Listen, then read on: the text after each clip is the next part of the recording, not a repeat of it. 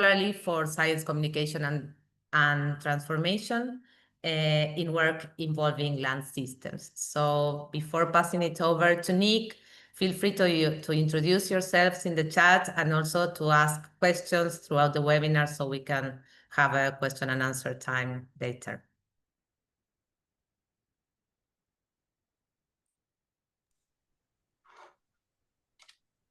All yours, Nick.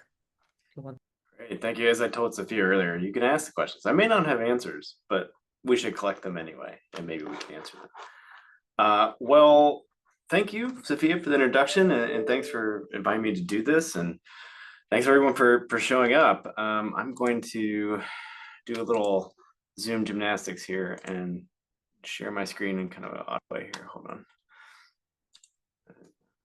Hopefully getting some pictures of lovely farms. Okay. All right. Because of the way Zoom sharing is going right now, I can't see anybody. So if there's a question and you want to interject, please somebody just speak up and we'll do that. Okay, so right, I'm going to talk a little bit about storytelling for science communication, and particularly this focus on land systems transformation. But I'll say right now that I'm not necessarily an expert in this. I wouldn't call myself an expert in this. I have some experiences through a current project of trying to implement storytelling as an actual action research activity. But if you're expecting, for example, some of the conventional science communication, which is very valuable type of instruction and guidance, I'm not really going to cover that today. And instead, I'll point you to a couple of resources that I really like. So Nancy Barron's book, it's been around for a while, Escape from the Ivory Tower. That's a good one. This one I have only just skimmed, but there's a Belmont Forum seminar coming up October 2nd, a couple of days. That is probably a little bit more in this lane of conventional science communication and how to improve that. But like I said, I'm going to focus more on narrative storytelling in particular and the role that can play in this science.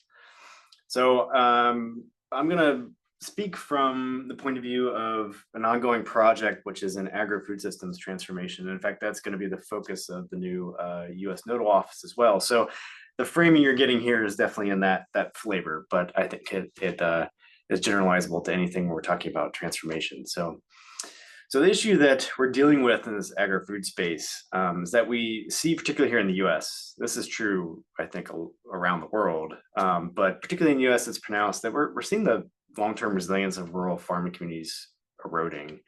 And what we see are rural populations in decline. And again, as Sophia mentioned, I'm in Alabama, and you see Alabama is one of those states that's in bright orange. And so we're losing a lot of rural population. We also have across the country and across the world, really, mostly in developed agricultural economies, you've got farmers that are age 65 and older, and they're the fastest growing demographic. And because of that, one reason we're losing a lot of small to medium scale farms. And you see this trend in that blue line of this kind of rapid decline. And it had steadied a little bit, but then post-COVID it has started to accelerate again. And we're losing more and more farms. And of course, we're seeing some potential impacts. Well, we're already seeing impacts to yields from climate fluctuations and some of these extreme weather events. And we're projected to just exacerbate this. But yet at the same time, we're asking farming communities to be kind of at the front lines and leading this charge and this adoption of hazard smart, resilient agricultural practices to try to mitigate some of these disasters. But it doesn't really match the reality on the ground. So if you look at, again, population loss and gain, you've got these rural communities losing population. It overlaps strongly with high poverty rates, in particular, again, focusing in on Alabama, where we're doing some of this work, some of the nation's highest poverty rates in these rural communities. It's just, they just don't have the capacity to undertake this, right? So nothing short of transformative adaptation of our current agri-food system is going to meet these challenges. So that transformation piece is key, and why I think narrative storytelling in particular can be useful. So first, a little bit of housekeeping. Transformation, what do we mean? Here's a definition. Great paper. If you haven't read it, I highly recommend it. defining transformation as significant systemic changes that challenge existing structures. And that last part is particularly important because you are challenging, reconfiguring, replacing current power structures and relationships that influence the way we govern and the way that our lifestyles play out. And because you are challenging those existing structures, you're going to have active resistance, right? There's going to be efforts to co-opt these alternative visions, for a different type of agri-food system through things that are becoming familiar. This idea of like greenwashing, right? Of undertaking these sustainable activities with a veneer of something sustainable, but yet kind of continuing business as usual. And this exactly is the risk that is laid out in this paper. And so to go into a little bit more detail, this paper lays out 5 risks of the current sustainability transformation discourse. And one is that transformation discourse risks shifting the burden of response onto vulnerable parties. In particular, this focus on individual action, right, to change the way that things are operating and to make this transformation rather than the larger kind of system level changes that are needed. Risk 2 is the transformation discourse may be used to justify business as usual. This is the greenwashing idea, right, of saying that we're in favor of regenerative ag or more sustainable practices, but yet it just perpetuates the current agricultural system in kind of a dressed up way. Risk 3, you've got transformation discourse that pays inefficient attention to social differentiation. You hear this a lot if you read the transformation literature. There are these narratives about these large societal shifts, but they really don't talk about who might be included in those transformations and who was likely not to be, right? 4, you've got the chance you could exclude, the discourse is kind of excluding this possibility of non-transformational resistance. This is related to risk number 2 as well, of active resistance can actually co-opt these narratives and kind of use these ideas of transformations again to kind of justify business as usual. But it needs to take more seriously this potential for active resistance. And finally, 5 kind of unites all these things is there isn't a lot of treatment of power and politics in the transformation discourse. And of course, that can undermine legitimacy of this idea. One thing I want to highlight here is that in all these risks, there's focus on discourse, right? And the creating of narratives is really important for shaping that discourse and shaping the way that we think about potential solutions and act. And it really is coming down to power and politics. And since this is a GLP seminar, I think it's worth pointing out that there are some really strong ties to the 10 facts, right? In particular, 7 through 10, right? You've got trade-offs, you've got multiple overlapping claims on land, you have unequal distribution, control and benefit, and multiple definitions and dimensions of justice as well, right? So all this comes down to, if you're in this situation of use planet, you're going to have competing uses, there's going to be contestation, and particularly if we're talking about transformation, there's going to be likely very strong contestation. So it comes down to, if you want to create these kind of large scale, high level changes, land system governance and change are largely driven by politics, right? And the way that you exercise and maintain political power in large part is creating dominant narratives. We're seeing this around the world right now, but there are some very familiar ones, right? The dominant narrative that economic growth is good and necessary, right? Any of our sustainability challenges, any of our meeting climate challenges, well, we need economic growth in order to get these places to spur technological innovation. This narrative is pervasive. The separation of humans and nature, right? This, I probably don't need to say a lot about that to this audience, but this has been a dominant narrative. And this idea goes hand in hand with economic development on one hand versus environmental protection and health on the other. Right? This is a narrative that pervades our thinking about how to address these solutions. I'll also point out, this is a little bit US centric, but the Green New Deal, right, was also a dominant narrative. Well, maybe didn't reach dominance, but it was a narrative that was put out there that framed the problems as there's an inextricable link between climate change mitigation and the reduction of economic inequality. right? And from that lens is where all the policy solutions were launched. Similarly, the dominant narrative right now is the MAGA movement in the US, right? The US was once great, but has declined due to foreign influence.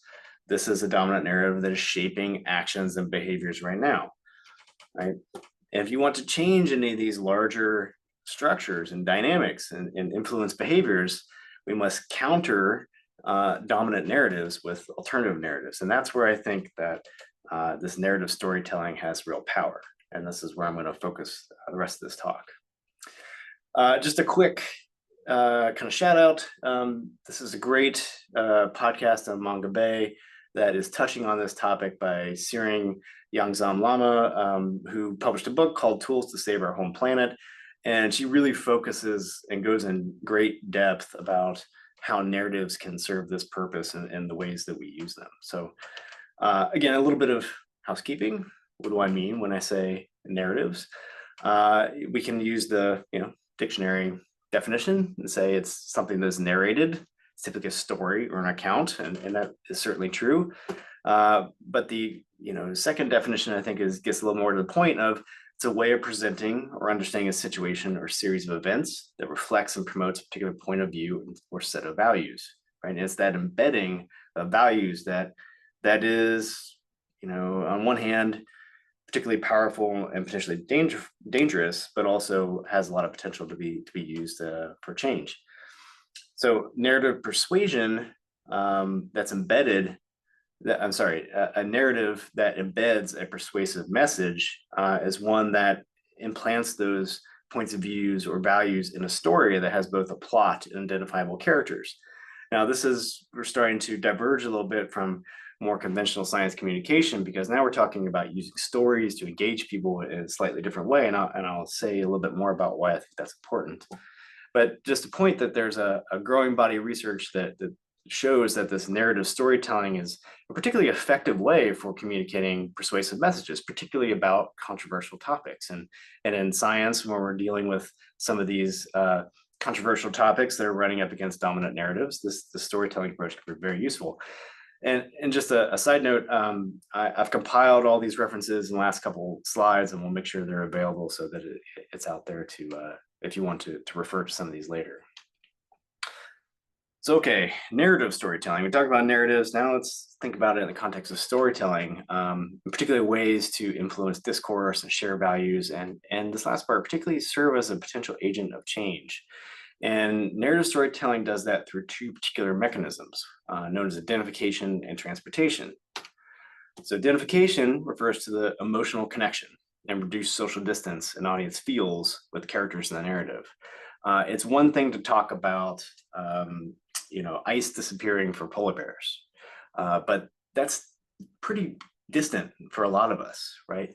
But when you put it into a story and you start to learn the lifestyles and life ways of characters that are embedded in those environments, and you talk about then the disappearing ice and how it impacts their day-to-day routines and their lifestyles, that has a different emotional resonance and decreases that social distance between the reader and the topic.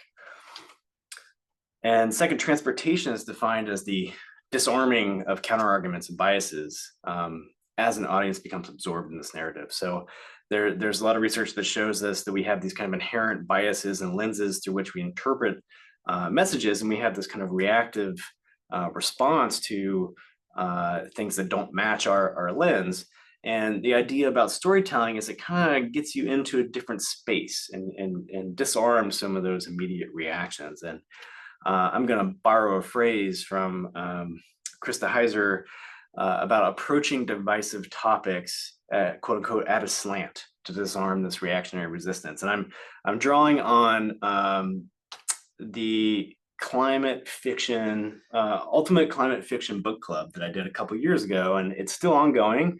If you're kind of into the sci-fi thing and you're interested in the storytelling, I highly recommend this. It's very engaging, great graphic too. It's kind of what's going on there. But I'm going to borrow some of that material because I think it's very appropriate here. I don't intend for you to read all this. I'll highlight a few things, but this is pulling from this book, and just a way to interpret this, the language that's used in Parker Palmer's book here about, quote unquote, soul truth.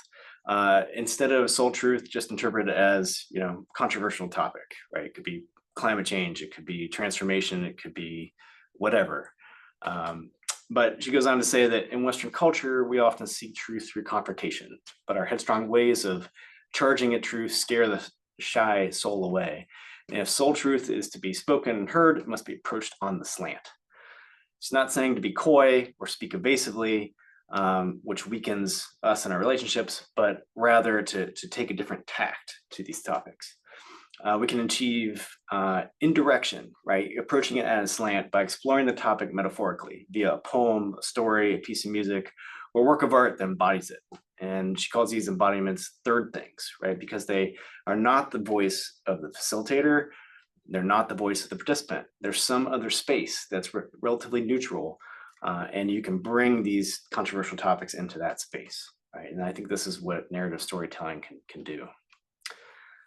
So if we're going to use this then to counter dominant narratives, this is again a quote from Searing Lama, and that podcast says that narrative storytelling can shift the conversation to a completely different space, perhaps a space in which you have not just the truth, but the moral authority and the backing of stakeholders. And that last piece is really important. I'm going to come back to that. But so narrative storytelling is a way of science communication that is more relatable and has more emotional resonance than more conventional channels of communication. And it embeds values that set the frame or the lens through which information is interpreted. And I'll give you some examples from our own experience. So working in Alabama in particular, we have a water policy that, first of all, we have no regulatory framework for surface water. And we operate under what's known as riparian rights regime. And so we've had some conversations with many stakeholders, some who want to change that and some that are very strongly opposed. And we've used storytelling to shift the conversation away from, more regulation is needed to one that focuses on, water access is one of many resources needed for viable small scale farmers, right? Shifting that conversation, setting the lens and the frame to what we think might be shared values among these stakeholders. Here's another one. When speaking about alternative food systems and the transformations that we want to see, we have to counter this dominant narrative of get bigger, get out in the US, or, large scale farming is absolutely necessary because we need to feed the world. Those are pretty intractable arguments, right? So it's hard to counter those in some ways. So we want to shift it and say, no, actually these smaller scale diversified producers are important for feeding this region, right? And it's a different argument. It's a different space in which to have that conversation. Okay, so I'm going to pivot a little bit now and speak to the ongoing project that we're using storytelling in and from which I'm drawing my experiences. And it's an interesting little typo that the slides are doing there, but this project is called Socio-Agroclimatology. It's quite a mouthful, but it's funded by the National Science Foundation program, Growing Convergence Research. And it's been an interesting experience. And we've found that storytelling was much more important than we initially had suspected. In fact, it wasn't in our original proposal, but as we went along, we saw the role for it. And so I'm gonna talk about why.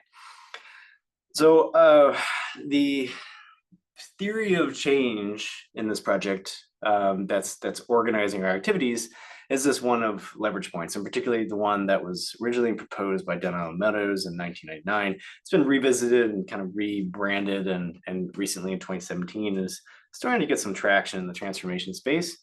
But you go from shallower leverage points to at the top to deeper leverage points at the bottom. And these leverage points are places in complex systems where you can intervene in relatively small ways and potentially lead to more systemic changes. And I'll give you some examples of what we're looking at. So in this project, we have some science questions around land surface and atmosphere interactions, and particularly what happens when you apply a lot of irrigation, and can you change those interactions so you create a wetter, cooler regional climate in the long run? And there's some evidence this is happening, and so we're doing some Earth systems modeling with irrigation implementation to see if we can detect these signals. But this is focused again on feedbacks, the strength of negative feedback loops, weakening those, also increasing the gains from positive feedbacks between irrigation, soil moisture, and precipitation. Right? So we're targeting those leverage points 7 and 8 in this case. There are other questions in this project about adoption of these practices, right? And this gets to questions about innovation diffusion. So we're looking at what's constraining access to these particular practices. And so we're targeting the structure of information flows and access, but also these kind of deeper leverage points of social norms and discursive power in social networks. How do you change those? And looking at aspirations of farmers that lead to adoption of these practices or not. And these are getting down to these deeper leverage points of the goals of the system or the flow of information through that system, right? And I think storytelling is an intervention that can target multiple of these leverage points, right? It can alter the structure of information flows, right? We deliver information in different ways and to different audiences than we otherwise would.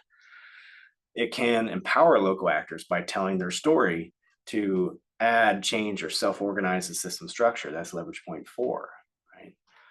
It can influence the goals and values of the agri-food system, right? So particularly by promoting these non-economic values that often play a larger role in these alternative food systems, we're able to use storytelling to amplify that. And I think importantly, we like to highlight these bright spots or these successes. So it provides examples of how this alternative paradigm can work, right? And that can start to motivate people to mobilize for change. But there's many different purposes for storytelling, and I'll kind of hone in on which types of storytelling I think might be better suited to different purposes. But to start, narrative storytelling in particular is a way to engage and include a diversity of perspectives, particularly voices that you may not hear in other forums, just because they don't have access to the channels or don't communicate in a way that is kind of fitting to certain communication modes. In particular, I think this more visual and multimedia storytelling is a way to engage younger generations, particularly young generations of farmers that are on social media or on these different platforms and kind of consume their information in different ways. Storytelling can be a pervasive means of valorizing social norms for sustainability and equity, right? So elevating these non-economic motivations. We hear from a lot of farmers that, yeah, we need to make some money to stay in business, but I also want to feed my community. I want to be a good steward of the land. I want to make a more equitable and just food system. Like, we hear these motivations, and these are things that are, even when times are tough economically, keep them going. So we want to promote those. And also promote counter narratives among farmers, civil society, and consumers towards a agri-food system transformation. So we are, in essence, this is a crude way to put it, but creating narratives that can be kind of sold to consumers and policymakers that are a little bit more values-minded, right? Particularly consumers at farmers market or other kind of alternative food system market channels. These are narratives that these farmers can use to connect to those values and open up new market opportunities for themselves. Some others really quickly. This is a bit project specific, but I think it can be generalized too of, when you go down this route of doing narrative storytelling, that's somebody who's trusting you with their story, right? And if you treat that story with respect and grace, it can actually build their trust that, yes, these people are not just researchers swooping in and using our stories to promote something, but they have our interests in mind, and they're promoting the kind of story that we want to portray. So it can be a way to build trust with participants. it's a way to engage audiences beyond academia for science communication. Again, some of those other resources I mentioned in the beginning will also serve this, but this is a slightly different way. And using a narrative storytelling approach, and I'll show you some of the films we're doing, can go around events like a farm to table dinner, for example, where you have a screening, and we have this planned coming up next month, where you can facilitate some interaction between the farmers and in this case, students at our university that are consuming that food. Hopefully these stories can inspire and recruit new farmers, right? They see the way in which we've treated these stories, hopefully the values that are being promoted resonate with them and say, okay, that's something I want to be a part of, right? And this is something we're having a lot of trouble with lately with surveys and other kind of conventional tools of getting people to engage and show up. And so narrative storytelling can help with that. It also raises awareness of unknown, underrepresented, or marginalized issues, right?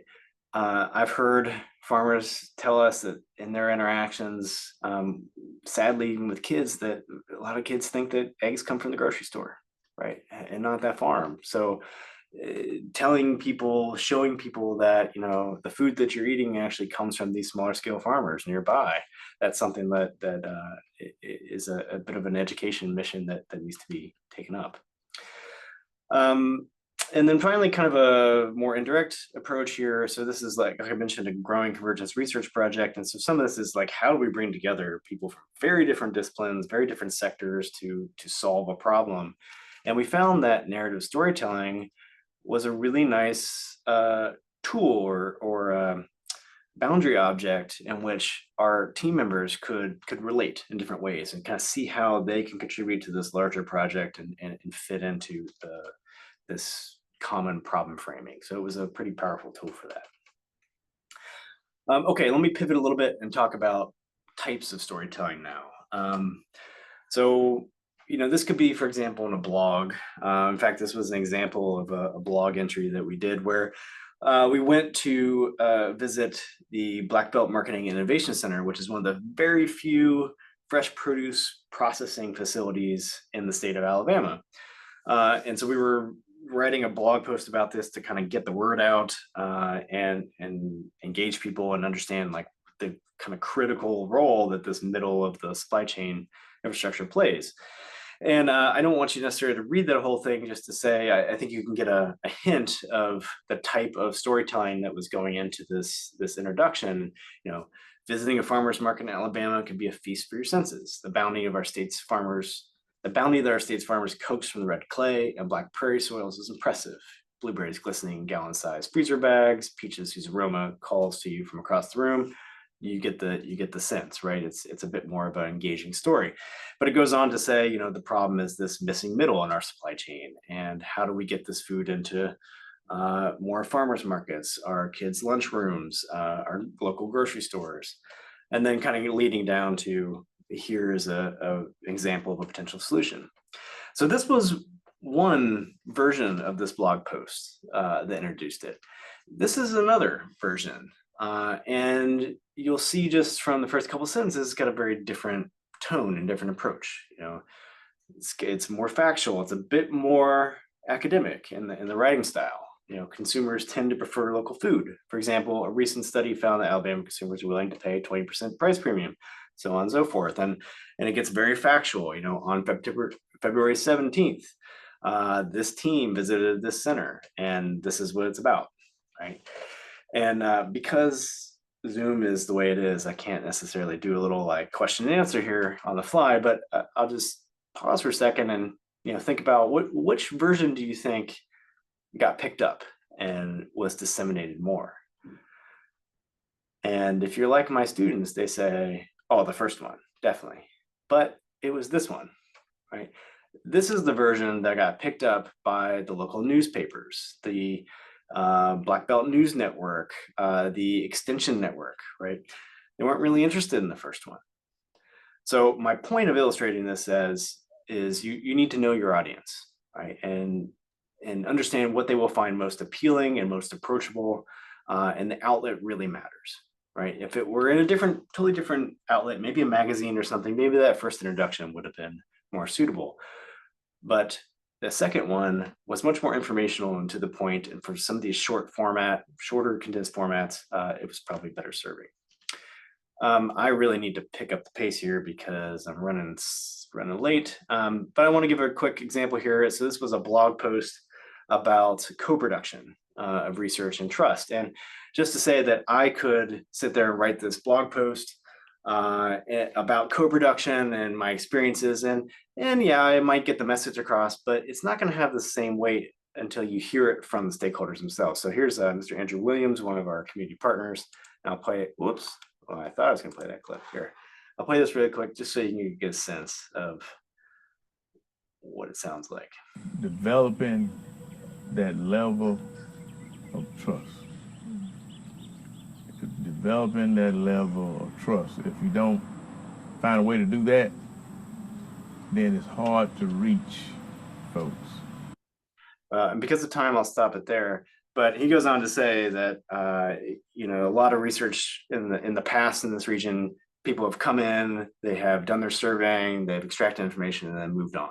And he brings this authenticity to it that it gets the message across in a way that I never could. Really quickly, I'll just say story maps are also a bit of an unconventional way to do some storytelling and communication. And so they can be rich in images.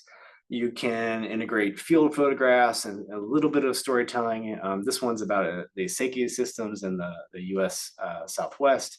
And what's nice about these is they're a venue to integrate some of the GIS information and interactive maps.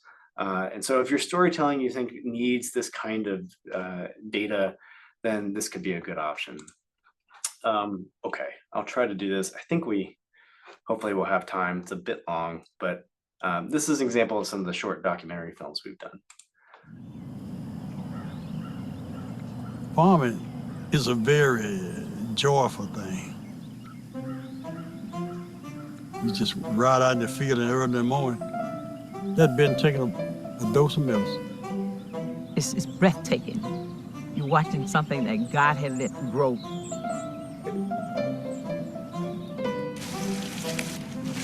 I mean, the literal breathing of the world, you can see it every single day you come out here.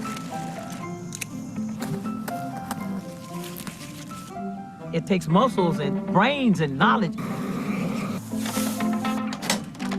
But you got to have the love for it. It's got to be in your heart just like everything else. Out of everything I've done in my 62 years, I couldn't imagine doing anything else more rewarding. And yet at the same time, it can also be the most frustrating, want to pull your hair out, like why me type job.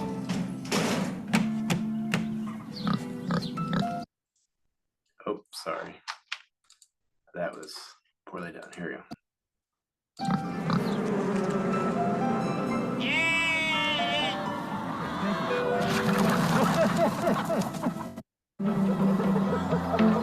Labor of love, for sure.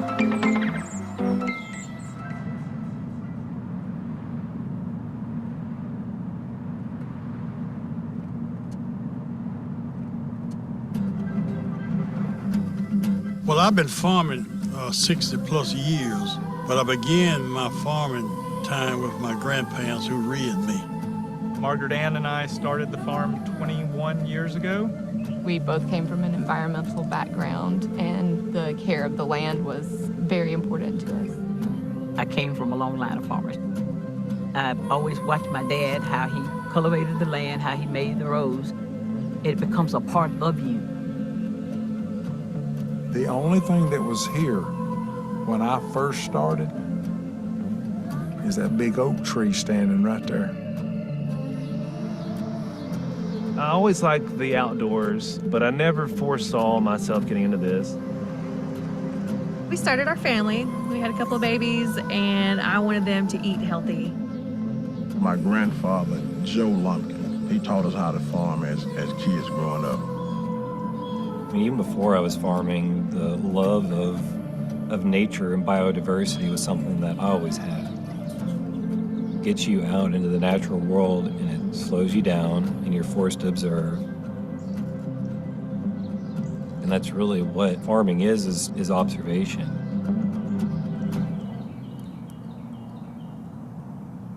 If you're a small farmer, you have to be dedicated. It's not all about how much money you make. The biggest lesson that I've learned while farming is just be resilient, be patient, and just be flexible. I think I told you about this, what attributes. I said stubbornness. We're constantly trying to be ahead of the clock. Next year, we have to do this in March, and every November, we're getting ready for January. We have to be good at a lot of things, but we don't have to be great at just one. Dad would always drive it home and say, hey, we got to get her done. If things get a little tough, he'd always say, shift her down and get her lower gear. Just keep pulling. Don't give up. When you farming, it's not I don't feel like it. You got to feel like it. Because you're thinking about not me, but which one of them greens somebody's going to feed. How many tables is it going to go on? That kind of thing. It's always a constant triage of how to go about dealing with multiple problems at the same time. Once you figure out one thing, you got to try to figure out something else. Something that farming will do for you is it'll show you that you don't know everything.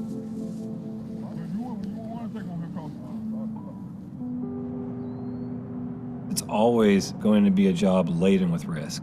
You are putting yourself at the mercy of all that out there.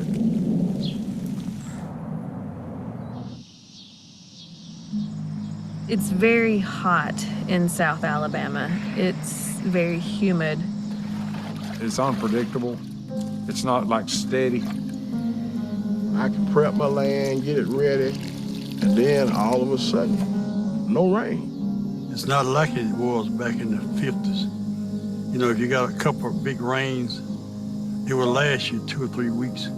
Now it doesn't happen like that. I pray all the time, not just for me, but for all the farmers. I said, Lord, I got a little irrigation system, but look at the ones that don't. There's still farmers who don't have a high tunnel. There's still farmers who don't have a well. Resources. It's a big thing. It's big, it's major. What's missing is the money for the land, for the equipment, for the inputs in order to build out that business. The decisions that we feel like are the right decision for the land aren't always the decisions that will help us stay in business. It seems like things are stacked against us, and then just having a little bit extra support that comes from an outside entity would be huge. I just feel like there just needs to be a re-review of the farming that we want to encourage going forward in the future.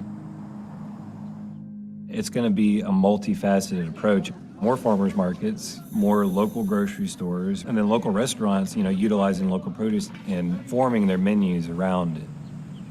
We've really just built the first step of a really long staircase where a country like the United States could become, semi-reliant on local systems. If we don't keep passing this down to the next generation, it's like anything else is going to run out. You're not going to have fresh vegetables. You're not going to have fresh greens. Everything is going to come from a can. We got to pass it on to the next generation. All hands on deck is what you got to have. My boys aren't here. There's been a lot of times I wish they was down here with me, helping me do all that, because I want them to learn stuff. I tried to bring my grandchildren and my great-grandchildren into it. None of them seem to take part in it. I think it's up to us as current farmers to interact and connect with younger farmers and really give them experience of being on the farm. Everybody's not going to be a doctor. Everybody's not going to be a lawyer. I would like to have it set where we could teach the young children about agriculture. I'm hoping that this visit will be an inspiration to the future. You picked up the seeds, take them back and put them in some good soil. That will take it somewhere to make a difference in life for small farmers. That's what I want.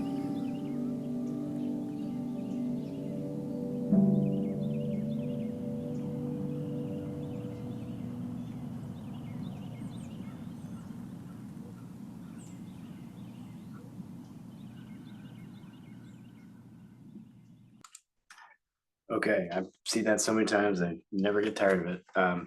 But I want to point out some of the themes that we bring through there. One is this need for transformation, right? We talk about why farmers are doing it, what their motivations are, how they got into it. And, he says very explicitly, Mr. Child says, it's not all about making money, right? There are these other reasons to do it. And you see that kind of connecting to the need to bring in future generations. You also see us talking about climate change, right? Not so directly, not so explicitly, but it's one thing for me to stand up there and give some statistics and show figures and talk about trends. It's very different coming from Mr. Child saying it's not like it used to be, 50 years ago. So that has a different type of emotional resonance of dealing with a very controversial topic. And I also want to say that we use this film and these stories, again, to reframe the narrative. This is not about conventional ag is bad or current water policy and ag policy is unfair, but rather highlighting the value and success of these smaller scale farmers and say that they are valuable and need our support. Right? It's a different type of narrative. Okay, in interest of time, I should keep going. I'm actually I think I'm gonna skip this for now. I'll speak a little bit about this, but just a slightly different focus here of, if you're in the space where you're doing some teaching, storytelling can be used in pedagogy as well. And this is a type of story called a science fiction prototype that I use in a land use science class that I teach, where the students are essentially tasked with envisioning, what does half Earth look like? What would it look like if you gave half the Earth back to nature to try to mitigate climate change, but also preserve biodiversity, and then have them wrestle with the implications and the trade-offs of doing that. And it's an engaging process because the storytelling in the sci-fi format gives them the freedom to really be creative about it, right? And I usually frame it as, it's going to take creativity to find solutions. And so we go forward with that. And again, these slides will be made available, and there'll be resources there that we can access. So just a few things to wrap up. I often hear a lot of my colleagues hesitant or even resist creative storytelling. And the point I want to make here is get over it, maybe not so bluntly, but because, I go back to the risk of transformation, right? If you don't provide the narrative, someone else will. And if they do it in a more compelling, convincing way, that's the narrative that people are going to listen to, right? But the good news is that not everyone needs to do this, right? I didn't film that documentary. I worked with a professional filmmaker, right? And that made a big difference.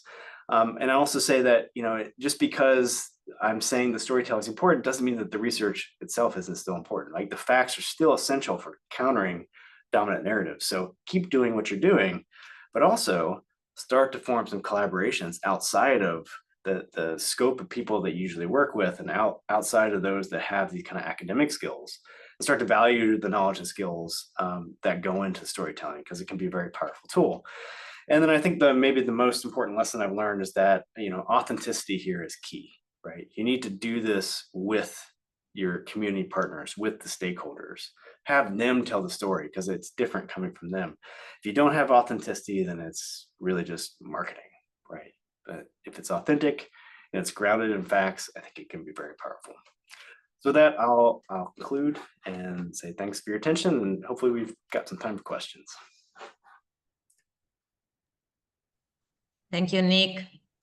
Thank you for bringing this wonderful topic. There are some questions in the chat, and I will read them if that's okay. And then, of course, anyone can just ask the questions. We have time for that, so we're good. And the first question is by Antonia. She's asking, why just science communication and not knowledge communication, recognizing other people's knowledge as valid and legitimate as science? Yeah, I'm unmuted already. Okay, yeah, great point. And I would totally agree with you. And I think maybe you can see too from that short documentary film that really what we're conveying is not only we're pairing the science, but also their lived experience and their lived knowledge and their knowledge of climate change and how it is affecting agriculture is way deeper than anything that we can come up with from the scientific point of view. So yeah, I 100% agree, and it doesn't have to be just science communication. I think knowledge communication is a good way to put it. So thank you for that comment. Thanks, Nick. And then Mylene is asking about some practical methods or exercises that you could recommend for scientists to identify the characters and plots in their own data stories. Yeah, okay, so good question. There's on the slide, unfortunately the slides I skipped over, the ones about the sci-fi prototyping. There are some instructions and some guidance that I give to the students too about how to kind of plan out your plot, how to think about characters and a way to engage them. There's also some references in there that go to this arc of the hero is kind of one of the archetypes of storytelling, and there's some resources I've included in those slides that can direct you to, how does one tell these stories? What is this arc of the plot, and how do you need characters to develop? And again, I think you have to have it grounded in the experience of the people that you're trying to, whose story you're trying to convey, right? So thinking about, who has something to say, and these guys, these farmers we worked with in that film, they all at some point said something during those interviews that just made me stop and whoa, right? And once you start to hear that and you get that trust, so you can start to get that more authentic story, I think it becomes pretty easy to spot, who are the characters and whose voice needs to be heard in this storytelling. So it's a little bit of doing some planning and thinking through what is the story you think you want to tell, and then reflecting on and listening to what you're hearing from your participants, and then trying to find a way to weave those together. Great. And then Alice mentions that in the landscapes where their monitoring systems has been implemented, there have been like a wide range of indicators assessed, from topics related to ecosystems, human well-being, governance, etc. So with such a variety of indicators being assessed, and this holistic system-oriented approach, it's challenging to develop and engage narratives that can capture this full story without making it too complex. So she's wondering what's a good way to get started. Ooh, that's a good way to get started.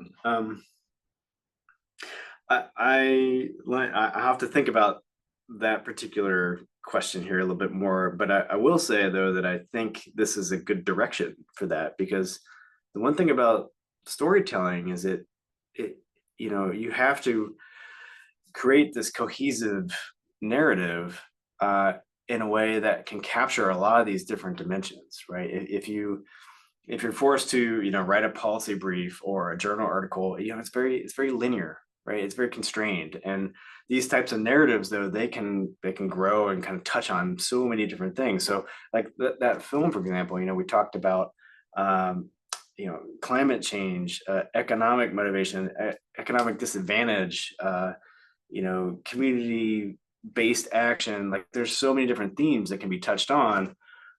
So how do you get started? I think I'm going back to when I was drafting that initial kind of script or storyboard, how I thought it was going to go. I kind of just made a laundry list of like all the things that I thought were important, and all the things that I had heard from previous interviews of like, what are the challenges? What are the solutions that people are proposing? What's the evidence that these things are happening? And then, slowly kind of trying to piece it together into a narrative. And then in the interview questions, you try, of course, not to ask leading questions, but you can probably tell that we asked them about, why are you doing this, right? What are your motivations for doing this? What do you think the major challenges are? What kinds of changes have you seen over time, right? And so you can use your thinking about the plot to structure your interview questions, and then have them respond to it, and then adjust your story accordingly, right, around it. That's maybe not as concrete an answer as you were hoping, and I'm sorry about that, but that's the process that we went through, and it was iterative. I had to rewrite that script, I don't know, at least 10 times, right, as we had more interviews and had more experience with it. But I think we were able to cover a lot of ground. Great. And then Martina is asking something that I'm sure many of us are thinking about. How do we find the time, the resources, and the right experts to collaborate with you, in this case, besides doing research? Or how, if the resources are limited, which they often are, what format would you recommend? Yeah. So, I mean, the probably cheapest way to do this is, blog posts with some videos, right? You can take pretty good videos on iPhones now. And, if you have some interview questions and you get folks in there, and they don't have to be long. One of the other things we're trying to do is do kind of quick profiles of people where we send them, excuse me, a set of like 5 interview questions that are, who are you? What's your job? What do you do on a day-to-day basis? How did you get into this? What interests you? And the whole objective is to create essentially a virtual career fair of what are all these possible career avenues within agri-food systems, right? It's not just being a farmer, and it's not just serving food. There are all these other places you can enter, and we can do that with just them on their iPhones, and it's a 1-minute clip. But if you pair that with some written narrative with it, it gives it an authenticity and engaging piece that is has a different kind of effect. In terms of finding the collaborators, I found these filmmakers through the Alabama Sustainable Agriculture Network, who's one of our community partners, and they had a former communications person who also had done some filmmaking on the side. And they connected me with some other filmmakers, and we started to have those conversations.